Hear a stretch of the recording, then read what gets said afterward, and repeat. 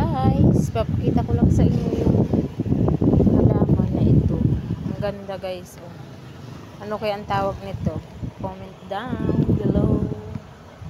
Ayun guys, para siyang may bulaklak. Oh. Bulaklak siguro to. Ang ganda. Ayan oh, parang magbubulaklak.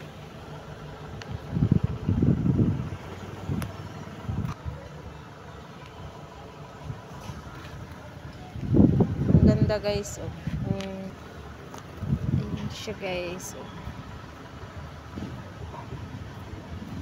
Anong tawag sa bulaklak na ito guys? Ay halaman, kasi may bulaklak eh, parang bulaklak. Ayan.